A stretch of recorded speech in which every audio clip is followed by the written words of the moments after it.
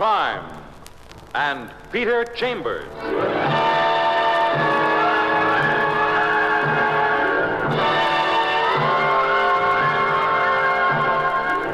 Created by Henry Kane, transcribed and starring Dane Clark. Private investigator, duly licensed and duly sworn, Peter Chambers.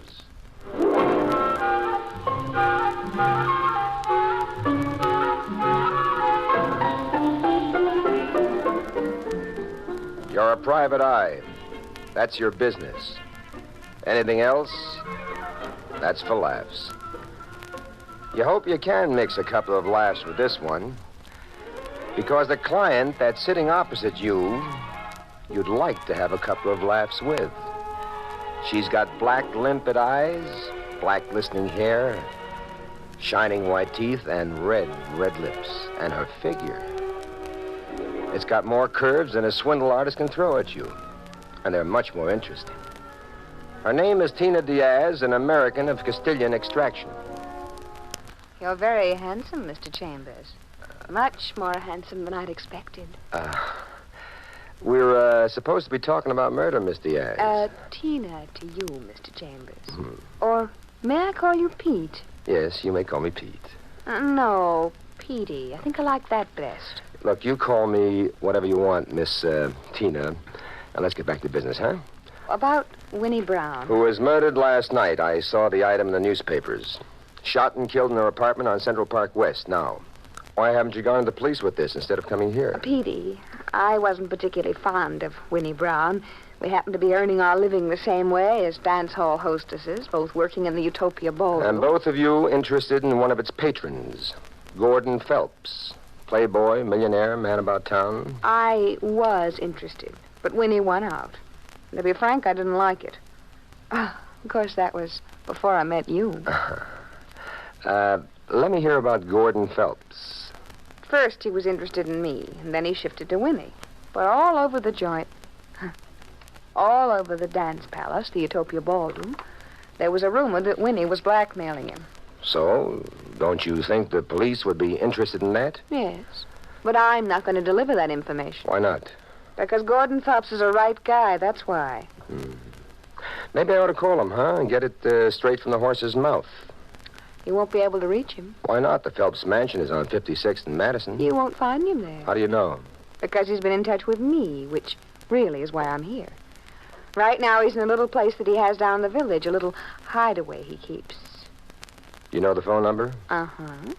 102-1110. Want the punchline, Petey? Honey, from you, I'll take anything.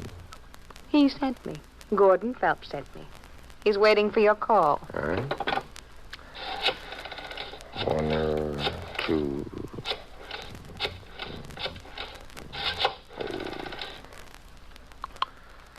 Maybe you are going to earn a fee, after all.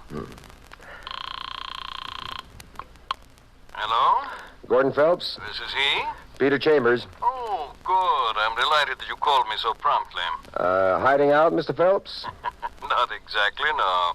I'm merely attempting to avoid any unnecessary publicity, if that's possible. I know the police want to talk with me, but I won't talk with them. Not until this hubbub dies down.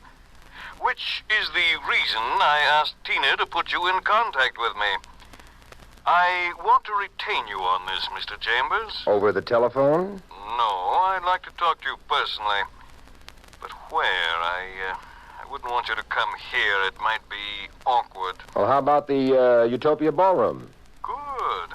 Sort of home base, huh? And most appropriate. You know what I look like? Yes, I've seen your pictures. Good enough. Utopia Ballroom, 9 o'clock.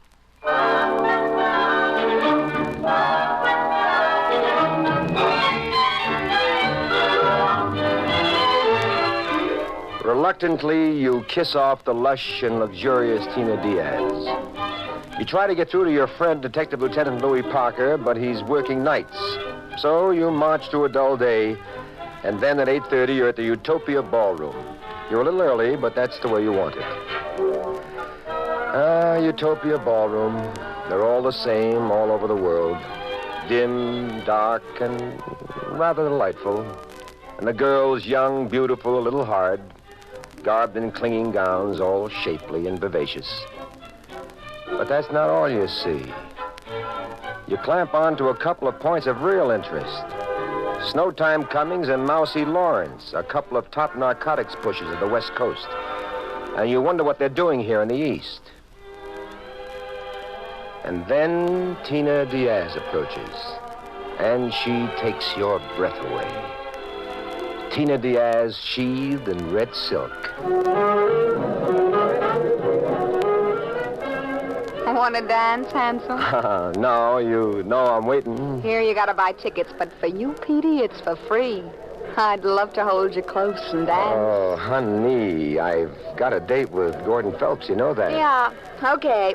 See that table over there? Way over there where it's dark? That's his favorite table. Uh-huh. Sit there, and when he comes in, I'll send him to you.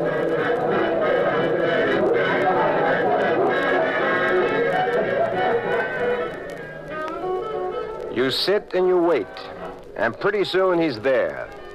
A tall, middle-aged, slender guy with man of distinction written all over him.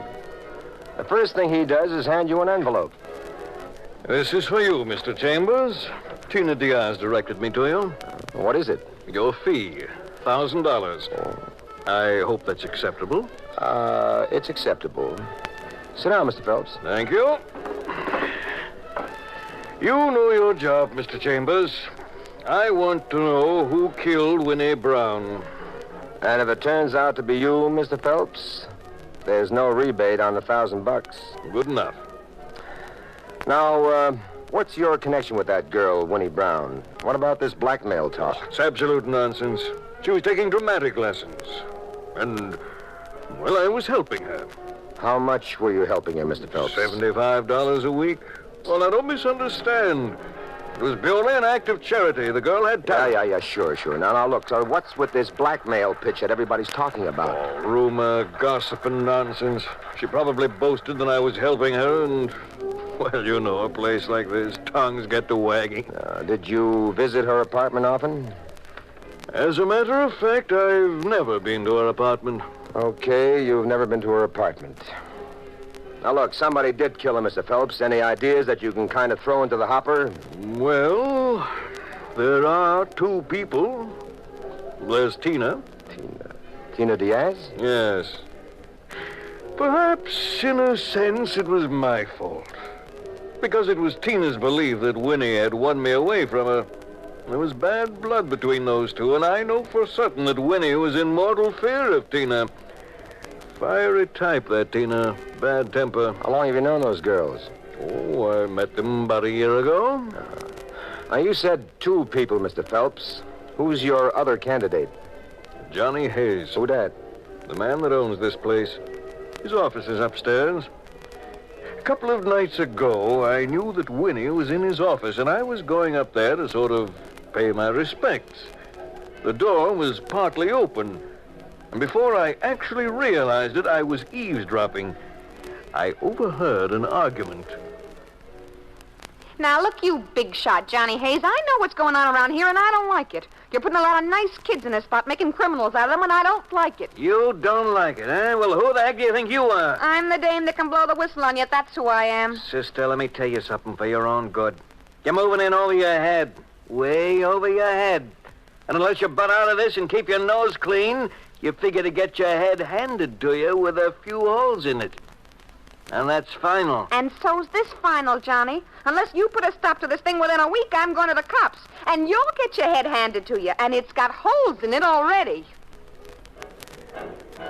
And that was that, Mr. Chambers. I heard the way he spoke to her, and that was a threat. A definite threat. There are no two ways about it. Yeah. I suppose I go up and talk to this Johnny Hayes. Suit yourself. Can I quote you on that overheard conversation? Certainly. Why not? Well, if there's nothing more, Mr. Chambers, then I shall be going. You know where to be in touch with me. I'm sort of hiding out. I just don't want to mix with the police or make any public statements. Not until this thing is completely finished.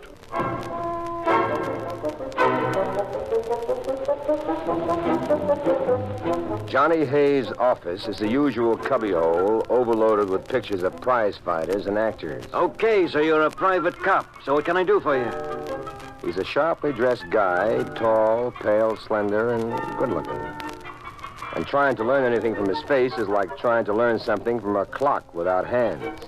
Okay, so you're Peter Chambers. So what do you want me to do? Bring out a flag and wave it? I want you to answer a couple of questions. I'm working on that Winnie Brown thing. Okay, so work somewhere else. I'm working here. Oh, a tough boy. One of them, huh? Tough enough if that's the way you want it. Now, how do you want it?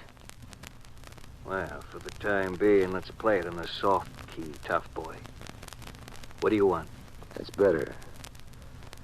A couple of nights ago, you were overheard threatening Winnie Brown. Where? Right here. It's a lie. You didn't have an argument with her? I did not. Suppose I tell you I got a witness to that. Then I'll tell you, he's a liar. Would you say that Gordon Phelps is a liar? Gordon Phelps, eh? Yeah. Yes, I certainly would say he's lying. Why should he lie? So's he can take the heat off himself. If anybody killed her, he did. How does that figure? Because she was playing him for a sucker, that's why. And he couldn't get to first base. And that drove him off his nut. He's one of them millionaire guys, spoiled all the way from the cradle. If they can't get what they want, they kill it. So's no one else can get what they can't get.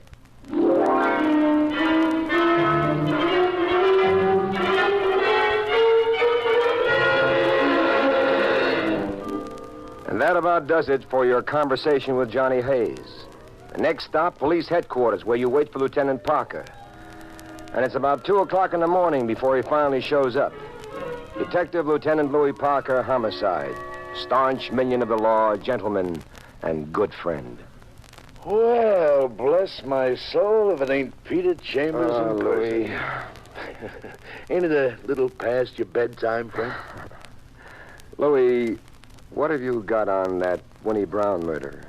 Knowing you, what have you got, pal? Well, I might have something you want. Oh, like perhaps a guy by name of Gordon Phelps, huh? Perhaps.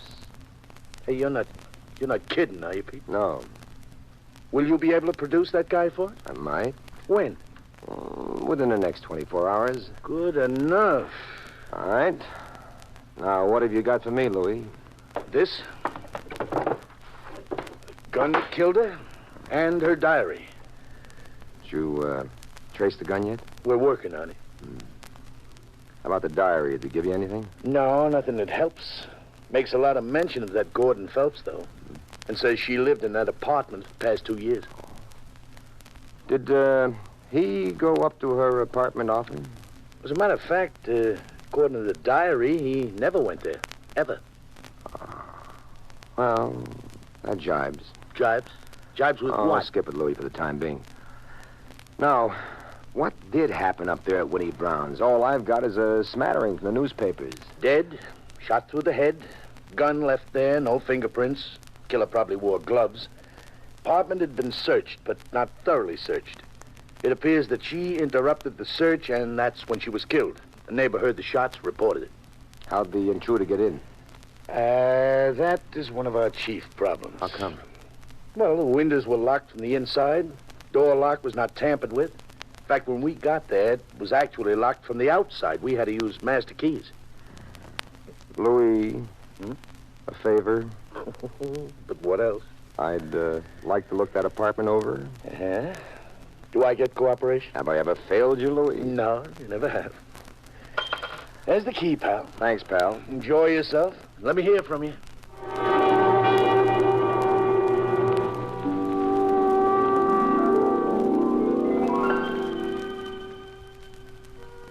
It's 2 well-furnished rooms on Central Park West near 75th Street.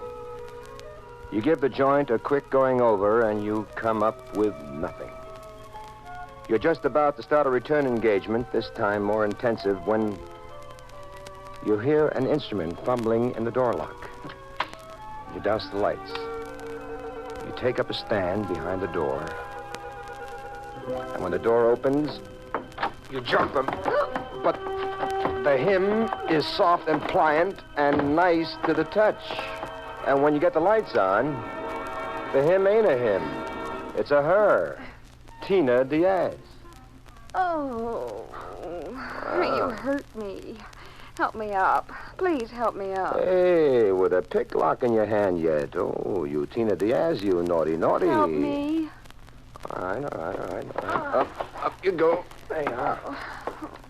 You hurt me. Right here. Sorry. Kiss it, Petey. Here. Right here.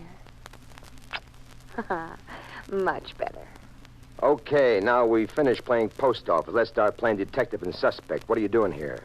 I didn't kill her. Please believe me, I had nothing to do with So that. what are you doing here? I came because I'm afraid. Oh, that makes a lot of sense. You came because you're afraid. I don't get it. I was afraid they'd mix me up in her murder. You see, a long time ago I threatened her. But she's dead. She can't tell the police you threatened her. It was in writing. I still don't get it. Listen, I have a temper. I flare up. When Gordon Phelps became interested in her, I felt that she'd tricked me. At that time, I went away for a vacation. I wrote her some letters, threatening letters. Well, later, when I returned, she told me she'd saved those letters for insurance. I'm sure the police haven't found them. Otherwise, they'd have picked you up. Yeah, huh? that's right. So they're still here. Well, I don't want to be involved. So I borrowed this picklock, and I came here tonight, took some time off from the dance hall. Okay, sweetie, okay. Now, let's see. Let's look together. Let's see. I'm, Winnie Brown. I'm a girl who works in the dance hall. I have a two-room apartment. I have some letters that I want to hide. Where would I hide them? I'm a girl who's influenced by movies, comic strips, television. Tina. Yeah? Help me take that picture off the wall, that big one.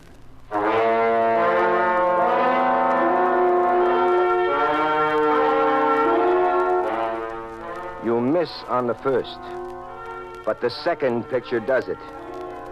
You rip off the brown paper back, and there are the letters. And there also is another item, a document. You look at that, and you pocket it. And then you return the letters to Tina.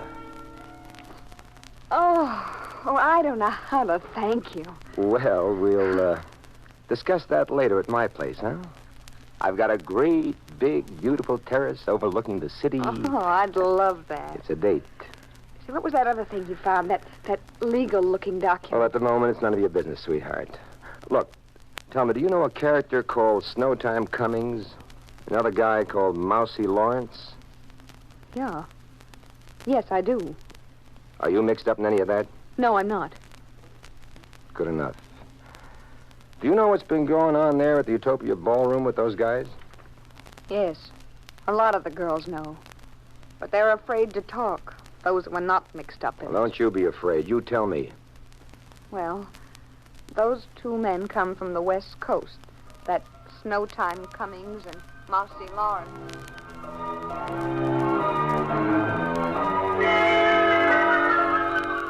You call Parker and you call Gordon Phelps, and then you and Tina and a lot of cops and Parker and Phelps are all gathered in Johnny Hayes' office.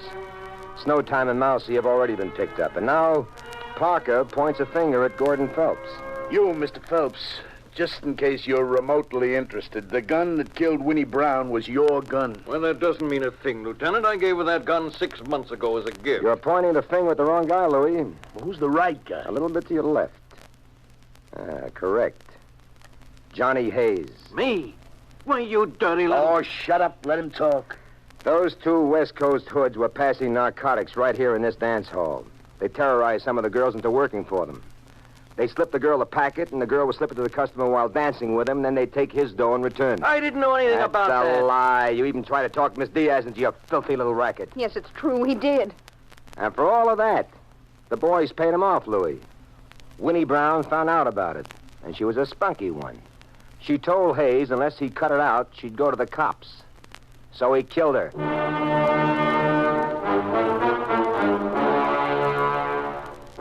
Johnny Hayes is all washed up, and he knows it.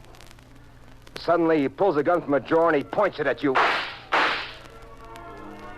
But it's Parker shooting the gun out of his hands. Good old Parker. Then everybody heads for downtown, police headquarters, and there you clean up a couple of loose ends with the lieutenant.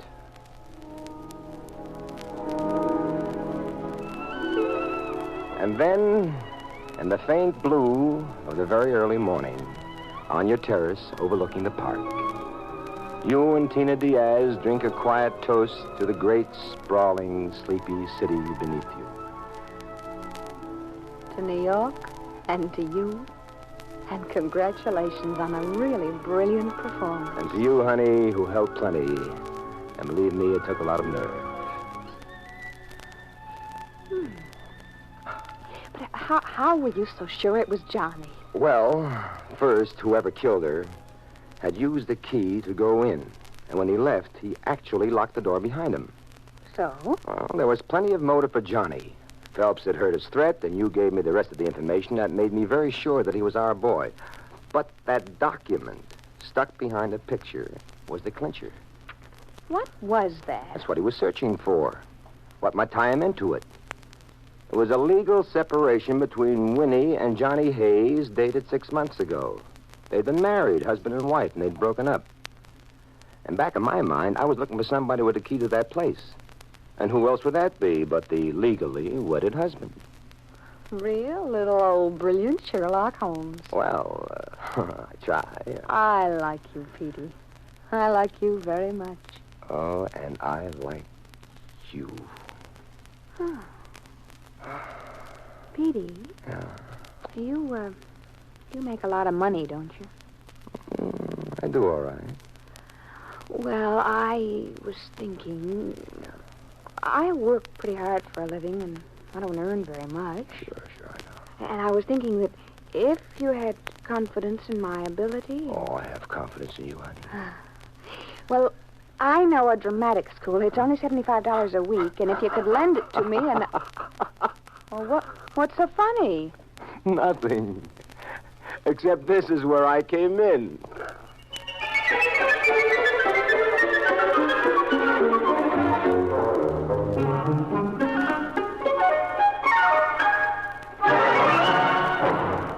And there you've had Crime and Peter Chambers.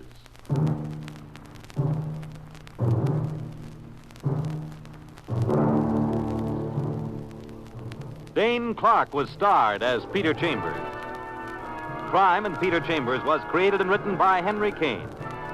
Others in the cast were Bill Zuckert, heard as Lieutenant Parker, Patricia Wheel as Tina, and Bill Griffiths as Gordon. It was directed by Fred Way. And this is Fred Collins inviting you to tune in next week, same time, same station, transcribed for Dane Clark in Crime and Peter Chambers.